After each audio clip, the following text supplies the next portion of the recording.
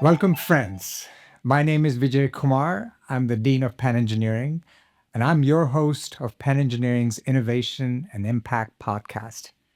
Our podcast shares insights from some of the leading experts from around the world who are bringing to you the latest breakthroughs and innovations in science, technology, and medicine. Today, we're honored to welcome Dr. Kurt Petersen, who is widely regarded as the father of MEMS, microelectromechanical systems. With a career spanning IBM research, groundbreaking startups, and decades of innovation, Dr. Petersen's work has laid the foundation for the tiny sensors and systems that power everything from smartphones to medical devices to drones. Whether you're an aspiring engineer, a tech entrepreneur, or just curious about how tiny devices make a huge difference, stay with us. This is a conversation you won't want to miss. Kurt, welcome, and thank you so much for joining us. Thank you, Vijay. And let me first start off by congratulating you for winning the 2025 Benjamin Franklin Medal in Electrical Engineering. Thank you so much. It's a very big honor for me. Thank you. So let me start at the beginning. You started with IBM in the 1970s, I believe. So can you tell us a little bit about the field that you were interested in? What drew you to the field of MEMS? And what was the atmosphere like for innovation back in the early days? So in those days at IBM, IBM was a great company in those days. I just loved working for IBM. But I was kind of stuck in kind of a boring research activity there. And I was wandering around the building and I saw a big black stain on the floor outside one laboratory. And I went in and asked them, what are you guys doing in there? And they were building these tiny inkjet nozzles. In those days, that was before inkjet printing, way before. And they were etching holes in silicon, tiny holes. And I became intrigued with those holes. And while they were testing those inkjet nozzles, they had a leak. And so all the ink went into the hallway. But I was intrigued with those holes and building mechanical devices out of silicon. Silicon, of course, well known as an electronic material, but not a mechanical material. And so that intrigued me, and I got into developing MEMS. That's fascinating. I didn't know staining in inkjet printers would be the secret behind MEMS. So, Kurt, I want to go back to your 1982 review paper, Silicon as a Mechanical Material. And I think the field of MEMS started with that paper. I'm a mechanical engineer, so I know a little bit about the properties of silicon, fracture toughness, strength, et cetera. But what made you think of silicon as a basic building block for mechanical systems? Yes, so silicon is the best known material in the world, the material we know the best. It's a perfect single crystal structure. And so the chances of it changing properties, while you're stressing it or while you're moving things, silicon pieces mechanically is very, very low. So again, as you mentioned, there's very high strength. So, and actually, silicon is actually one of the strongest materials around because it's a single crystal silicon, incredibly consistent, incredibly reliable, and now mechanical devices like accelerometers and gyroscopes, which are moving around on a surface of a chip, have been doing billions and billions of cycles with no deterioration. It's a wonderful material. So I want to go back to your story about the inkjet printers, and then you started talking about silicon, mechanical material, and clearly you lived in an era where you could connect those dots and pursue, if I can say, curiosity-based research and development. That has changed quite a bit, don't you think? It has changed. I think one of the big changes is the entrepreneurial atmosphere. So wanting to get new developments into a product as soon as possible. And I think that's a good thing, actually, because it encourages research into new products that people want that are going to help people's lives.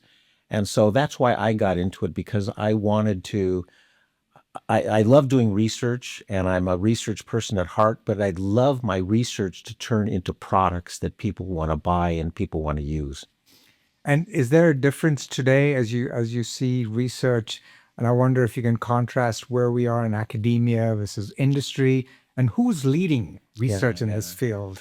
In those days, I would say research was sort of dominated by like IBM, Bell Labs, these big institutional companies, and sort of I'll say less in industry actually. I mean less in academia actually. Now, really, the leading is in academia. So all of the companies I've started 6 companies, and I've mentored many other MEMS companies, and they all start in universities nowadays. So I work with professors, especially I'm in the San Francisco Bay Area, so I work with UC Berkeley and Stanford a lot, and almost every company is having some academic spark that ignites that company and that initiates that company. So that's sort of a difference. It's gone from the big company spin-offs into academia spin-offs. And what were the challenges as you think about academic research, which is oftentimes great ideas, but very little, may I say, incentives or funding to follow through to bridge sort of this valley of innovation? Yeah, I'll say there are big challenges. I think one thing, a company has to be in a manufacturing mode, has to be in a product, development mode, and that's different from research. So there's kind of a different mindset you have to have, and a lot of academia people don't have that mindset. And so we really usually try to collaborate between the academic people and experienced business people and sort of bring those two people together and bring out the best in both of those. So you need to have statistical process control when you're building your parts. You need to have the supply chain. You need to have IP. You need to have quality control. And so it's kind of a merger of academia and business kind of interests. And is that the role of the startups that you have, which kind of bring these two things together? So typically, I'm with a group called the Band of Angels, the Silicon Valley Band of Angels, and we're an angel investment group. But we're unique in that we like to hugely mentor our companies. So we kind of connect them with business people, operations people, quality people, funding people, and and we try to bring out the best again in the academic folks that are involved as well as the business folks are involved. So it's a very mentoring organization, and I really enjoy being a member there. So as you think about your days at IBM, innovation at IBM versus innovation in the 6 startups that you're directly involved in, and perhaps many more, what's the difference in terms of culture, in terms of the talent, in terms of how quickly work gets done? So I would say, IBM in those days was actually very similar to an academic environment. It was just doing research for the sake of research in a sense. And I think nowadays, research is really much more targeted toward applications. And I think that's a good thing. But it's this collaboration again between academic and the business interests that I think are important. And one of the things that I've enjoyed most about doing startups is putting the team together. So you have, the inventor of the technology, and then you have the manufacturing person who knows statistical process control and knows manufacturing, the supply chain person, the quality person. It's gathering all these people together, giving them a vision of what the company is about and what their products are going to be about, and then kind of giving them the freedom to go ahead and just perform. In hard tech, which is what I think these days MEMS research is called, or development is called, the rate of innovation, there is rate to go from an idea to product is very different than what the Valley is known for, which is really mostly for software innovation, where that time interval is much smaller. That's any thoughts about that? And so I'm actually quite impressed that you have been consistently championing small industry and taking them to the next level. So I wonder if you can comment on that. That's such a good comment because one of the qualities we look for in our companies that come to us is our startup companies is persistence, because it takes a long time. And I always tell people, a startup isn't like you just do a startup and it's done. It's a journey. It's a process. And my two most successful startups, Cepheid, which does PCR, polymerase chain reaction diagnostics, and SciTime, which does the MEMS-based clocks, they took 15 years to come to really any kind of fruition. So it takes a long time. And this is one of the kind of very important things about evaluating startups that come in, like especially from academia, is the timing. So you start a company today, you're not going to have a product for at least 5 years. And then it's not going to be super successful for another 5 years. So timing is really critical. Is the market going to be ready for this product? And in particular with Cepheid, which is doing the DNA PCR-based diagnostics, at the time we founded Cepheid, the human genome was just being sequenced. So we envisioned that 5 years from now, 10 years from now, every organism on the planet would have their DNA sequenced. So we would have Bacillus anthracis, COVID viruses. All of those would be sequenced, and we would be able to detect those. So timing is kind of important, and the timing you have to look out, like I said, 5 or 10 years. Yeah, the ability to predict the future, so to speak. So to speak. I want to come back to medical devices, but I want to go back to, and I don't know if you agree with me, accelerometers, which is where I think that was the first big market for MEMS. Yes. And on a personal note, we've been working for drones for a long time, and I remember turn of the century, it was just really hard to make anything meaningful until I would say the Nintendos of the world, they started producing the products, and suddenly it became a personal entertainment device. And of course, the iPhones and so on. So timing was everything. And I don't know, first, if you agree that accelerometers were the big thing for MEMS that really took it to the next level? Yes. No, they totally were. There were actually, before accelerometers, there were pressure sensors, but they were mostly for aerospace and military kind of applications. And they really didn't come to fruition until people really realized that I could silicon gives you the possibility of mass producing. You process one wafer and there might be 100,000, accelerometers on that wafer. So it's kind of massively cost effective. And this is what really allowed accelerometers, for instance, to take off. But the first market for accelerometers was actually airbags. Yes. So, and I was heavily involved in airbags. And I have to say, if startups have these ups and downs. So my startup had an accelerometer. It was kind of based on older kind of MEMS processes. And we were working with Honda to apply our accelerometer to their airbag program in those days. This was in the early 80s. And our accelerometer failed. And because we weren't using the latest technologies, we were kind of late to the market. And so that was a huge down. But then we had other successes further on. But again, there's a timing thing. And but again, startups have these ups and downs, which can be very exhilarating for the ups and then very terrifying for the downs. So just dwelling a little further on accelerometers, of course, it was about for airbag sensors. That was a big app. And at some point, the technology must have crossed this inflection point where these devices became reliable and trustworthy. So you lived through that.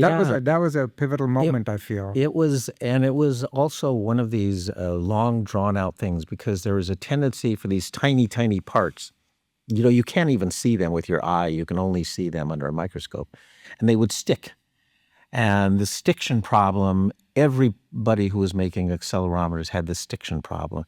And so overcoming those kind of problems was really big. But again, it was understanding these microstructures at that very tiny scale, understanding how they operated, understanding surface properties, but when it took off in a big, big way. And I imagine that the fact that MEMS was just so, part of our thinking in mechanical or electrical system design helped in the medical device industry, which is just so much more regulated. And So I always gravitate actually toward biomedical applications. So my second big company was a company called Cepheid, which I mentioned does the PCR diagnostics. And we use microfluidics, which is sort of a little bit of a different discipline than moving beams and moving accelerometers.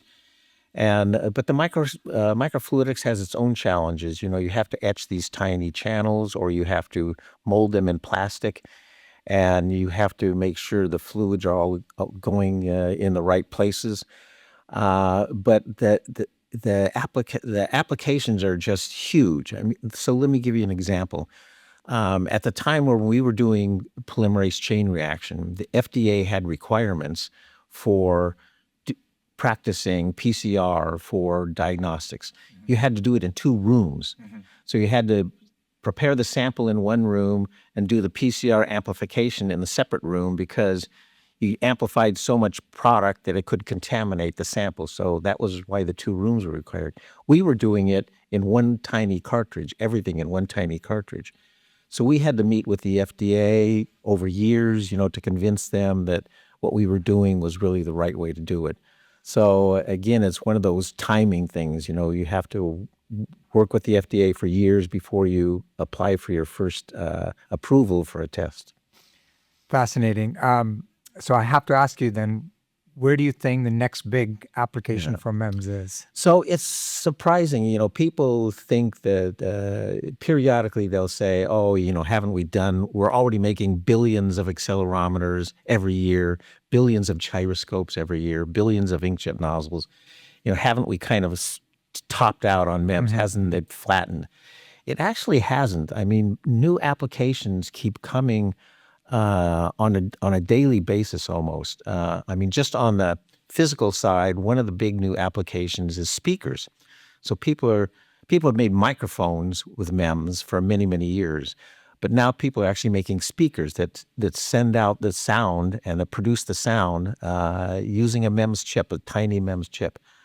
But I'll have to say that over the years, the MEMS conferences, they're very highly accelerometer and gyroscope, as you mentioned in the early days, focused on those physical sensors. If you go to a MEMS conference today, 65% of the talks are going to be on biomedical applications, implantable devices, manipulating cells, microfluidics for diagnostics or for other kinds of cell evaluations.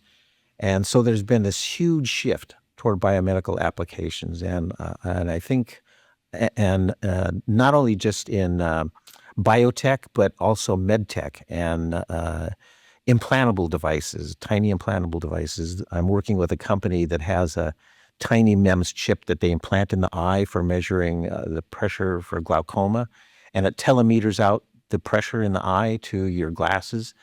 And Mark Allen at the University of Pennsylvania has a company called CardioMEMS, which has a pressure sensor that's implanted, measures your blood pressure. So these implantable devices, biomedical devices that are evaluating cells and manipulating cells, it's a huge area.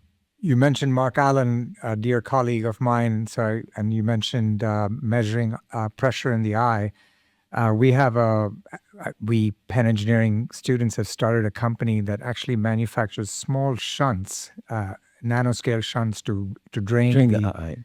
eye. It's just fascinating. Yes. And so they told me first about this ability to measure pressure and then almost close a feedback loop. It's just fascinating. Yeah. So we've focused mostly on sensors, over the years, but now the actuators, which that valve would be like an actuator, that is also one of the huge areas that are growing in the future.